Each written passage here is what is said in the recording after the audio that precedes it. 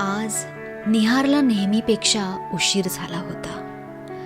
तो सहसा सकाळी 8:18 ऑफिससाठी घरातून निघायचा. पण गेल्या काही आठवड्यांपासून त्याच्या दिनक्रमात बदल घडला होता. हल्ली त्याला एक नवीनच छंद जडला होता. तो वेळेच्या अर्धा तास आधीच स्टेशनवर जाऊन बसायचा, कोणाची तरी वाट बघत. आजही तो जिना उतरताना जरा घाईतच होता. त्याने घड्याळाकडे नजर टाकली. 7:45 झाली होती. त्याचा श्वास थोडा वाढलेला आणि हृदय वेगाने धडधडत होतं. तो धावतच प्लॅटफॉर्मवर पोचला आणि नेहमीप्रमाणे त्याने समोर बघितलं. समोरच्या प्लॅटफॉर्मच्या बेंचवर ती शांतपणे बसली होती, शून्यात नजर लावून. ती फारशी उठून दिसायची नाही, पण काहीतरी होतं तिच्यात, एक विलोभनीय उदासी. तिच्या चेहऱ्यावर एक आकर्षकपणा होता. सगळ्या गर्दीत तीच एक अशी होती जिला वेळेने स्पर्शच केला नसावा. तिच्या खांद्यावर नेहमीसारखी तीच राखाडी शाल होती.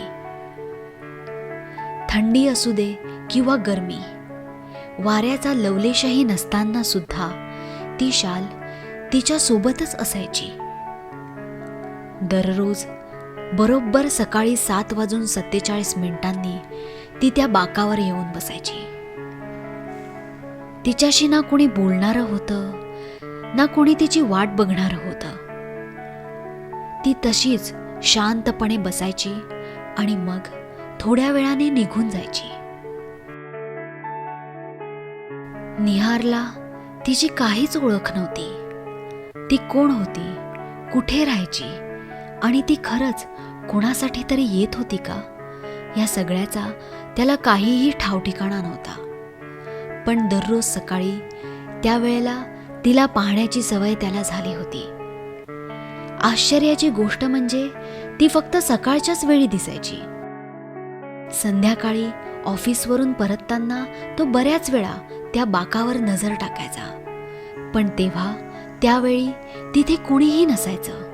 जणू सकाळी ती कुठून तरी प्रगट व्हायची आणि मग संध्याकाळी पुन्हा काळोखात मिसळून जायची. आज ऑफिसमध्ये निहारवर कामाचा प्रचंड ताण होता. महिन्याभरापासून सुरू असलेल्या एका महत्त्वाच्या प्रोजेक्टचा आज अखेरचा टप्पा होता आणि त्याला आधीच बराच उशीर झाला होता. मॅनेजरचा राग, डेडलाईनचं दडपण आणि सतत चालणाऱ्या मीटिंग्स, ह्या सगळ्यात निहार अक्षरशः गढून गेला होता. दिवसभरात त्याला साधा जेवायला सुद्धा वेळ मिळाला नव्हता. 1 कप कॉफी आणि वडापाव, आज एवढंच त्याचं जेवण झालं होतं.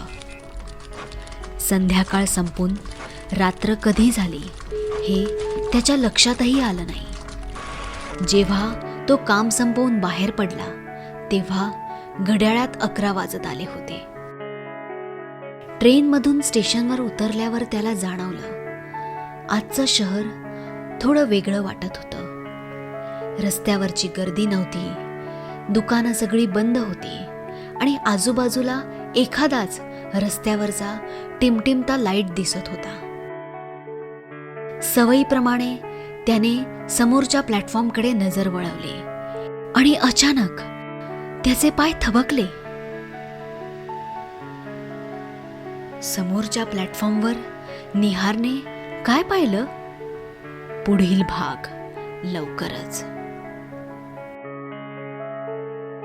जर तुम्हाला हा व्हिडिओ आवडला असेल तर या व्हिडिओला लाईक, कॉमेंट आणि शेअर करा. आणि ही कथा आवडली असेल तर टेल ट्रेल या यूट्यूब चॅनलला सबस्क्राईब करायला आणि अशाच भन्नाट कथा ऐकण्यासाठी बेल आयकॉनवर क्लिक करायला विसरू नका.